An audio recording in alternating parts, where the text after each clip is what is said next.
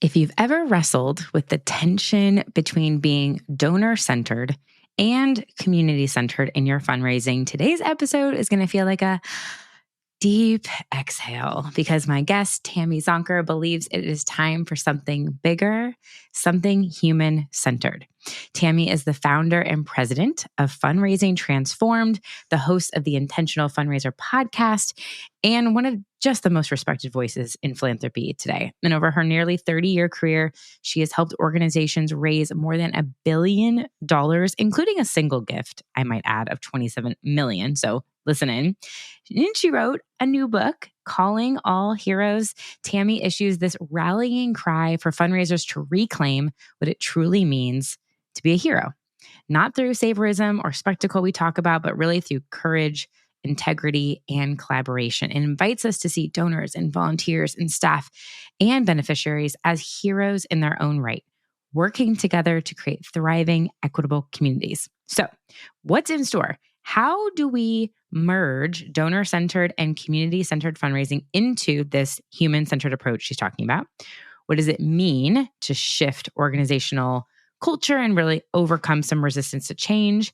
She shares a really cool story from her time in Detroit behind tripling giving with an organization there by bringing everyone to the table, and how she has really thought about thought leadership and how it's opened so many doors, and not thinking about it through raising her voice, but the mission and the impact that she's so passionate about, and how that can be a ripple effect and do the same for you. So anyways, grab your notebook, grab the notes app in your phone, because this episode is really a fun one with Tammy. Let's dive on in. Part of why some organizations really thrive focusing on or including this younger generation is that they are curious. They don't take a one-size-fits approach to fundraising. They aren't attached to, well, we've always done it this way, right? They get curious and they're willing to try different things. And most importantly, to listen to the audiences that they want to attract.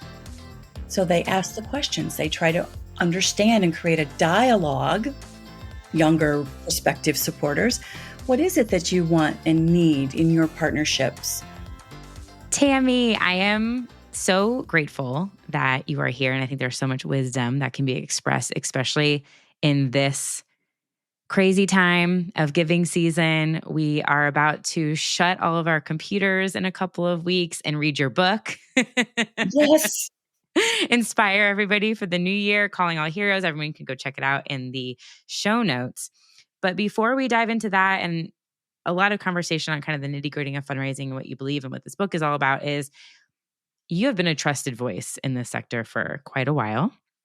You have been teaching at IU, you keynote internationally, you've done a lot of work with individual organizations on consulting. I am always curious, how has building, and you were just talking about being a little bit of an introvert, but how has building like your own thought leadership really opened the doors for the causes you care about? And as everyone is making their vision boards and how do I want to do 2026 differently, what advice would you give to fundraisers, or really anyone at a nonprofit organization that wants to grow their voice and their credibility in the field to amplify their work? Because you do this so well. Oh my gosh, Dana, thank you. I mean, I'm so grateful for the opportunities that have evolved in my career, in my life. And I especially appreciate you acknowledging me that in that way, because I so respect and adore you and your work and your thought leadership. So thank you for that question and that very generous acknowledgement. When I started teaching and speaking nationally and then internationally, it really was not about building a personal platform. It was about amplifying the messages in fundraising that I thought were the most important. And they were always and continue to always be centered in, heart and strategy and humanity, right? And my belief that when people give from that place, heart, strategy, humanity, that lives are changed on all sides of that gift, right? The giver is changed and affirmed, and their identity. So all that to say, it just has really come from a really genuine, authentic kind of place. I just speak my truth. I share from my lessons learned. I love that.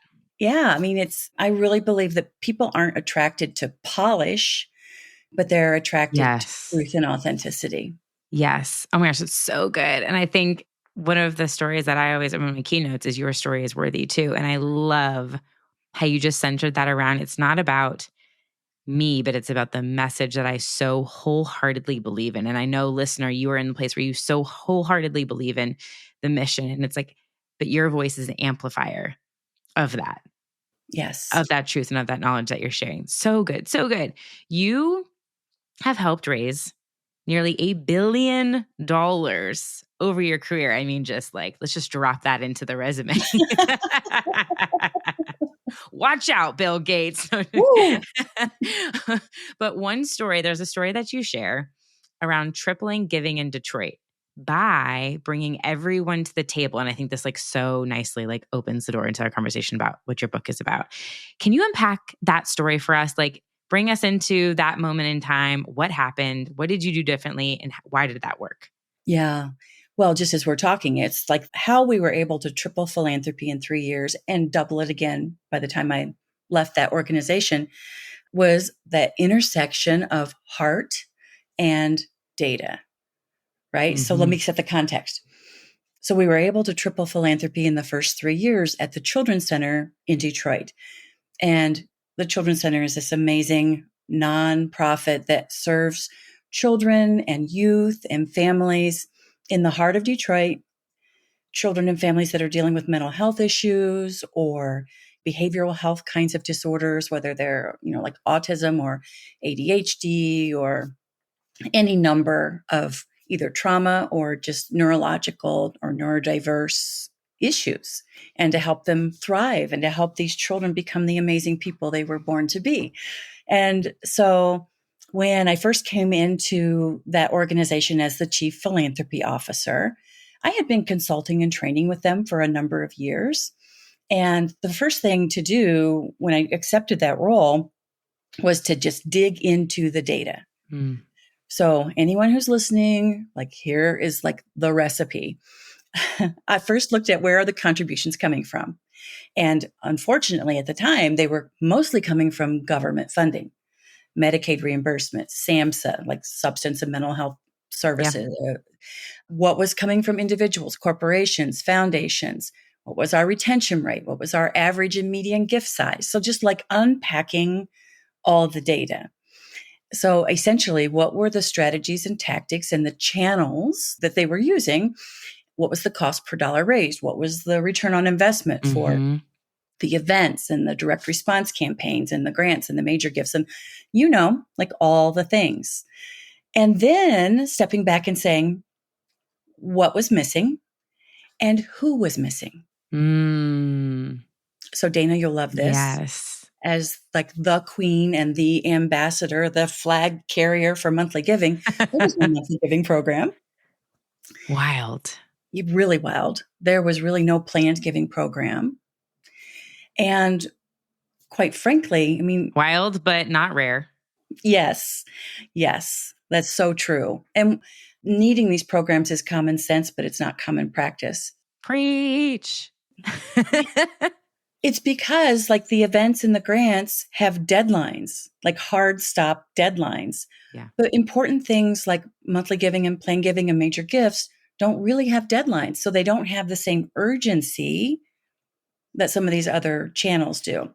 That's right. So lifting up those things and saying, okay, we're not doing these and we need to do these things. And they're not usually as like sexy of a big payment all at once. There's that too, right? It's like planned monthly, it's more of a slow build, but it's consistent versus we really need $1 million or whatever it is at that moment that comes in the gate.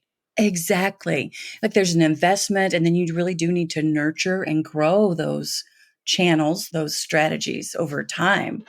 It's not an overnight kind of thing. And then also asking who isn't at the table, who. So in other words, the Children's Center is in the heart of Detroit, which is a beautifully rich, diverse community. Like I think the latest data is it's like over 80% people of color.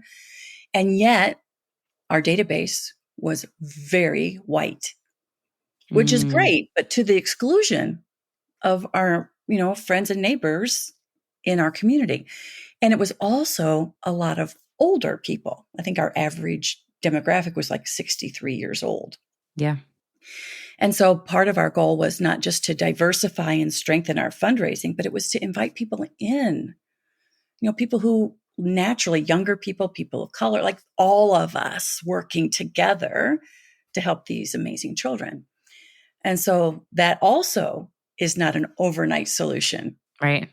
So we looked at, okay, how can we attract a younger demographic? How can we attract our neighbors, our people of color? And in fact, we spend a chapter in Calling All Heroes talking specifically about how to build diverse teams and why that's so important, and then how to also attract diverse donors. Again, it is the global majority are people of color. And in the US, I think it's by the year 2035, getting really close, Yeah. we will be a majority nation of color. And so those of us who aren't intentional about growing and attracting and, embracing a diverse supporter base, donors, volunteers, leadership, advocates in our community, we really are losing an opportunity and we're doing a disservice to the people that we serve. Yes. Yeah. I think it's a really interesting time in our sector where you're probably seeing this too in some of the more macro conversations around this. There's been a lot about the generosity crisis, about individual gifts being down. And I was actually talking with Becky at We Are for Good about Yeah. this briefly. And I was like, is it because for the millennial generation, the younger generation, we back in the day when our parents were our age, there was more wealth to say things were lower cost, like I can have my house and I can have my car and I'm okay. Therefore, I will give to the organizations I serve. Versus now, we are tighter to the chest on our funding because we're not buying houses, we're living with parents, we're doing all these things. And from that moment in Detroit to moving forward, how have you been working with fundraisers on this shift that we've really seen in our sector and how to? There are some organizations that just fundraise and speak to the younger generation and they thrive in doing that. It's a very different model. Mm-hmm. So it's this like a little bit of historically what we're used to and what we expect to happen, and why are our efforts that we've always done not working with this new age. But then some of these orgs are just like seeing such huge success. What have you seen and what has your experience been with that? Yeah, it's an amazing question.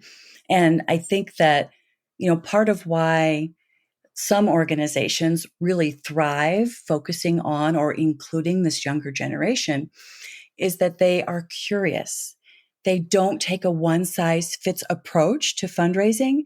They aren't attached to, well, we've always done it this way, right? They Yeah, get curious and they're willing to try different things. And most importantly, to listen to the audiences that they want to attract.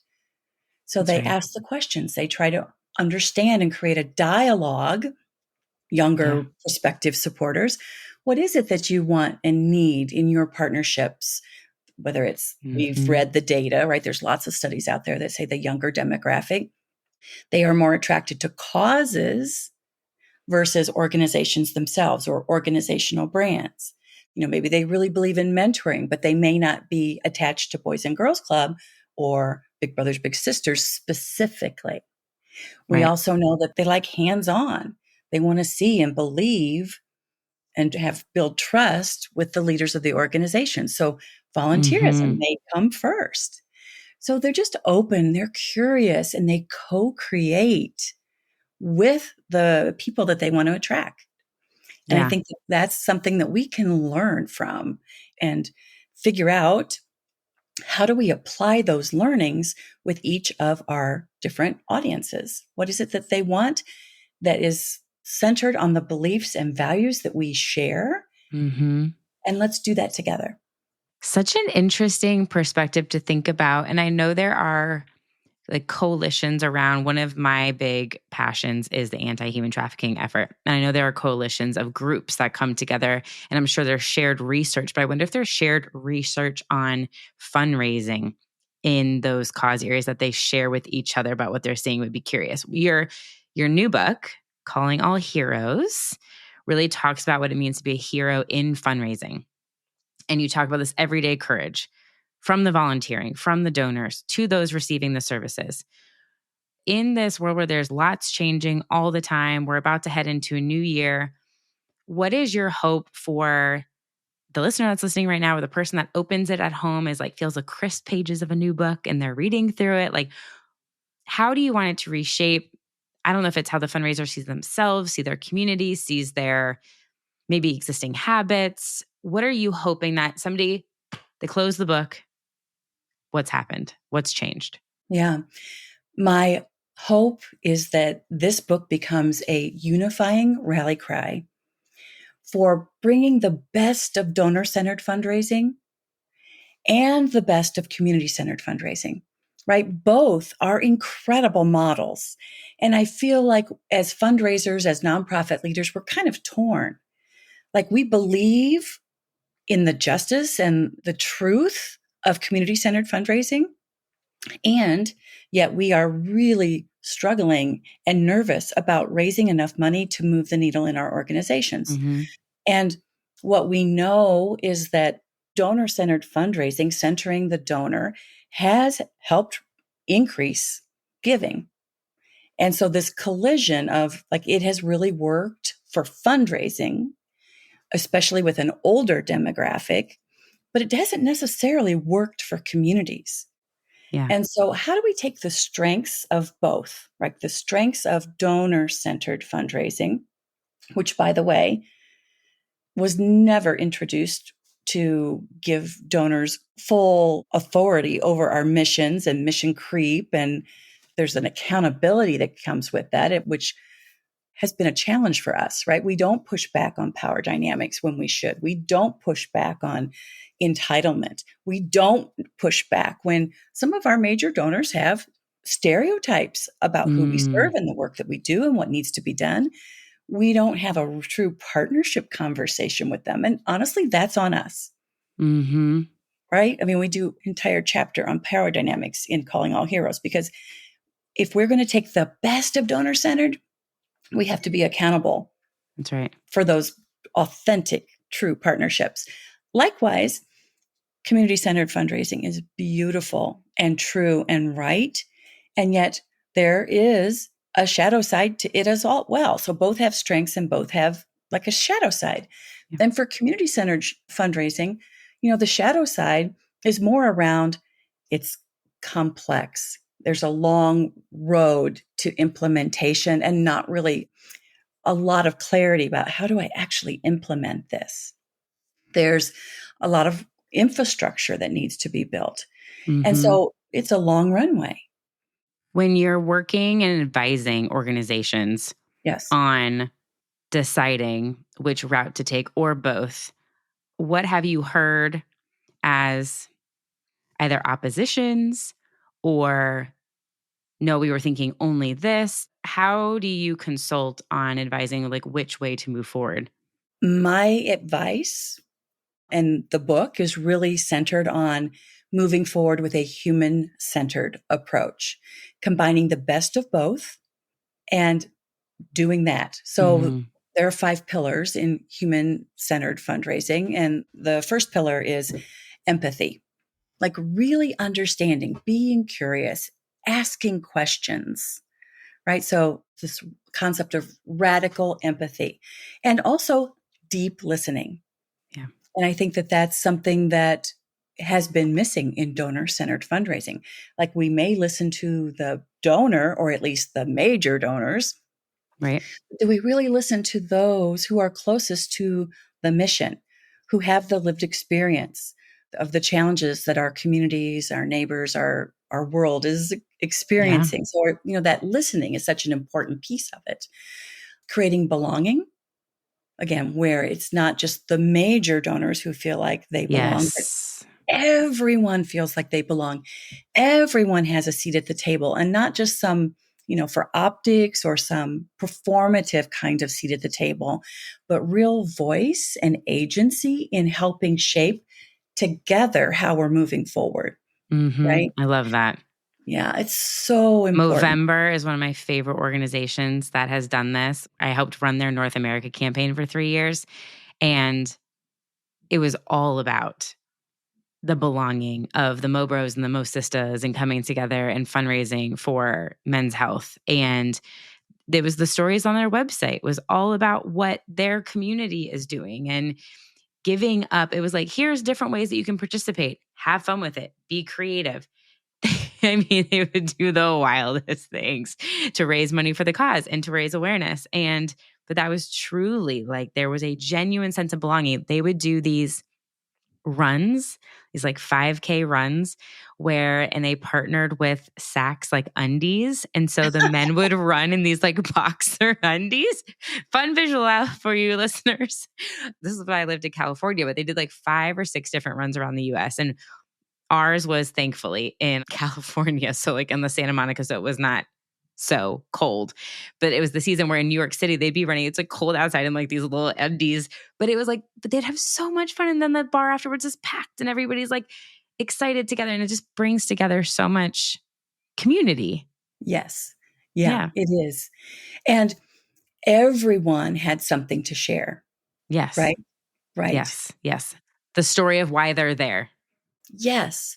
And they were given a, equal format in which to engage, to advocate, to be those ambassadors.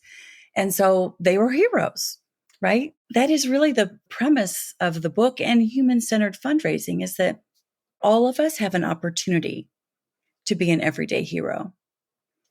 And it's not just the major donors. It's truly all of us. And the problems we're working to solve are way too big and complex for any single hero anyway. That's right. So, Dana, I might be kind of dating myself a little bit, but when I was a kid on television, there was this series with Linda Carter called Wonder Woman. Did you ever watch that, like the reruns of it? I did not. But I'm very fond. It's actually so funny. My daughter picked out a book from the library that's like Wonder Woman themed literally this past week. And that's so ironic that you bring that up.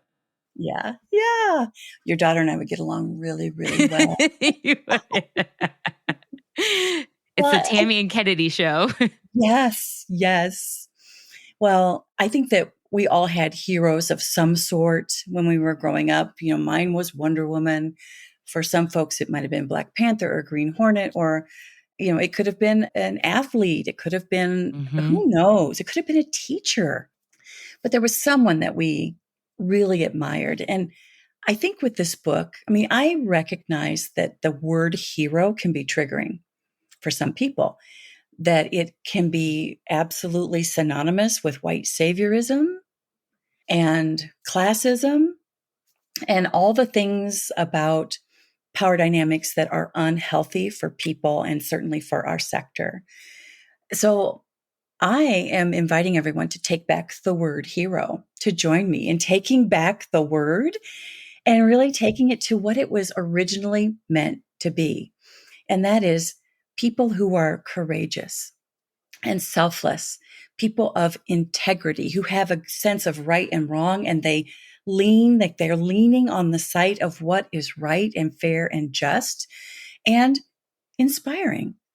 Yeah. Right? So Linda Carter in this Wonder Woman series, like she by day was this very conservative, buttoned up little government worker until there was some injustice happening. And then exactly, she did her little spinny thing. She got her cuffs that could deflect bullets. She had her lasso of truth. And she flew an invisible airplane. Just ask Kennedy. Kennedy knows these things. Yeah.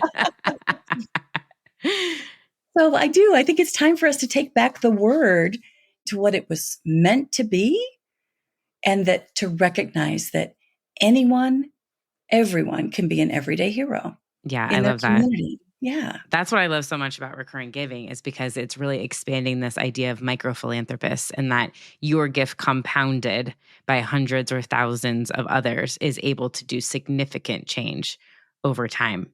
And so like you are the committed believers to the causes, which I love. So now they're also just committed believers and heroes every day. So let's Love just it. say I'm a listener and I'm like, okay, I'm digging what Tammy's throwing down. I'm going to buy the book. What are some practical steps that a leader listening could take to move towards a more inclusive, human-centered model if they're not already doing that right now? Yeah, if they're not already doing it, I mean, if you are doing it, bravo, fabulous. And for most of us, there's probably a next level. But some of us, we want to take that first step. And I think for most organizations, the first step could be just reach out to someone, one person a week, and listen to them. Like ask. And not just donors, although it could be donors, it could be one of those constituent groups that you reach out to, but not just the major donors. Call a monthly donor, call a first-time donor, call a lapsed donor, right? Call a volunteer, call a board member, call someone who is volunteering. I mean, at the Children's Center, we had so many amazing volunteers, and many of them were parents whose children were receiving services. And maybe they didn't have a lot of cash or cash equivalent gifts to make. Some of them didn't, but they might have had time. So they might volunteer, like in our gently used clothing boutique where families would come and shop for free. Or they might volunteer, I don't know, in some, sit in the lobby and read or be part of homework help, or call one of them and ask them, what have been some of your most meaningful giving opportunities, giving of your time, giving of your passion, caring about friends and neighbors. Tell us about that. I just had the coolest conversation. I'm in the middle of doing like a VIP intensive with an organization for their monthly giving program. And she mentioned that at the holidays, they have a store where people can come in and shop and purchase things, not only for the children, but for themselves. And they get to pick out the items. So it's a true shopping experience. And They also do a food bank. Like there's multiple parts of this organization. And she says they set up a voicemail where after you leave any of these services, there's like a QR code you can scan because that way it's anonymous. And she's like, we have thousands of voicemails. And just to be able to listen back to these.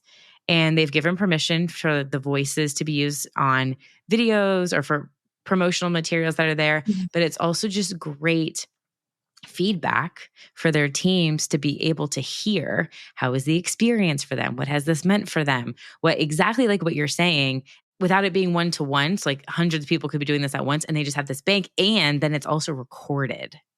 So they have it to use. So recommendations for anybody who has some type of experience like that, where you can invite people to leave anonymous voicemails, highly recommend. I love that. And you know what else I love about that, Dana, is that they have the opportunity to do that after they've had the experience, not before.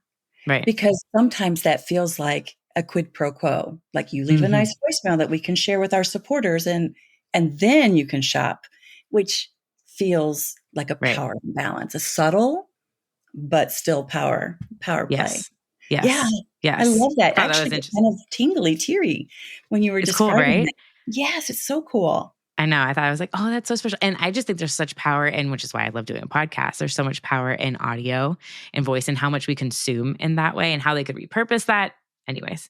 Okay. So as we wrap up the conversation, for where people can start, what's one practical thing? We are in the midst of hectic fundraising season.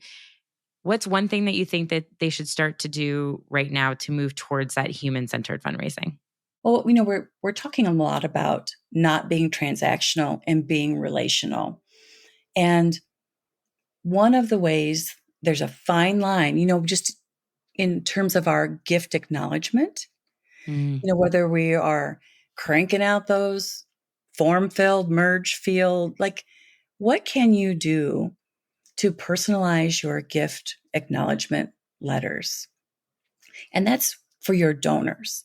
Now, what can you do to also acknowledge other people, other groups, whether it is, again, the volunteers who are helping coordinate the holiday shop or whatever your peak volunteer activity is here in the fourth quarter as we go into year end.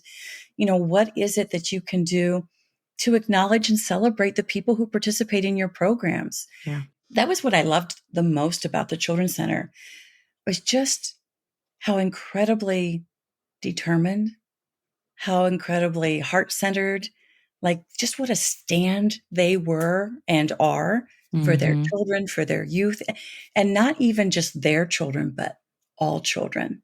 Amazing. I tell a very hard story, which I won't get into now, but it was about a mother whose son died in a house fire. Oof. And she had two sons, one survived, one did not. But we did a special fundraising initiative to help them get back on their feet because they literally lost every single thing. And there was a little bit of money, like $2,500 left in that fund. And we said, listen, finance needs us to empty that fund. What do you want to do? And she said, we're simple people with simple needs. Can we spend that money on fire alarms for other families at the Children's Center? That's amazing. Right? And that's the Oof. beauty and the generosity and the love of people who participate in the programs, who have that lived experience, who understand how hard it is, and they want to help someone else either come through it or avoid what they've experienced. And so just how can you express gratitude and see people and just name who they are, regardless of how they engage with your organization? Have a very specific plan and do that, and do it at scale by leveraging not only your very busy team, but your board members, other volunteers, even other people across the organization. That was a long answer to a short question. No, so good. Such a beautiful way to wrap. What a lovely story, and how she turned a horrific incident into something where she just wanted to continue to give to others, and so that wouldn't happen to them. And so grateful for your time and just being in this space. And please, everyone, go get the book. Is there a place? I know it will be sold everywhere, I'm sure. Is there a place specifically where you would like to direct people to go? And where can they follow you? Oh, thank you, Dana. Well, we do have a site called callingallheroesbook.com. And so it talks about the book. It also has links to everywhere it's sold. I mean, some people have their preferred outlets. Some have their preferred places they don't want to buy books in these days.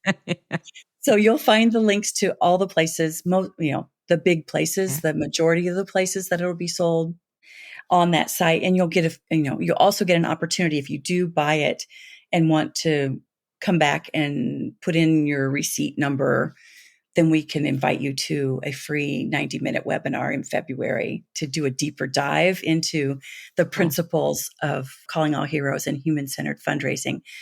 And then, of course, Tammy Zonker. I'm pretty sure I'm the only Tammy Zonker on LinkedIn. You luckily have a good SEO name.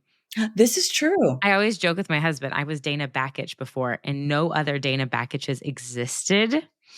Snyder, way more common. So yeah, it must really be true love. Yeah. Thank you so much for this, Tammy. Can't wait I saw a sneak peek version. Oh, I did want to ask you, will there be a Tammy audiobook version? We don't have a date for it yet, but it is part of my contract with Wiley. So I'm excited to do that. Yes. Oh my God, the hardest thing I ever done, recording the book. I tell you, words that trip you up that you would never imagine. So my sneak peek listeners, when you're recording an audiobook, and I had a whole episode about how I believe that nonprofits should write books about their missions and share them. If you happen to record an audio version, your editor will probably ask you to say words like stop edit if you mess up. The amount of times I should have probably asked him, edit? How many times did I say stop edit? Sending you all the positive, good vibes. Oh, thank you. And congratulations. Thank you. And thanks for having me on. It's quite an honor to spend time with you, and the opportunity to talk about Calling All Heroes. I so appreciate it. Of course. Happy holidays, everyone. Thanks, Tammy. Yeah. Happy holidays. Thank you so much for tuning into today's episode of Missions to Movements. If you enjoyed our conversation and found it helpful, I would love for you to take a moment to leave a review wherever you're listening. Your feedback helps us reach more change makers like you and continue bringing impactful stories and strategies to the show. Don't forget to hit that subscribe button too, so you'll never miss an episode. And until next time, keep turning your mission into a movement.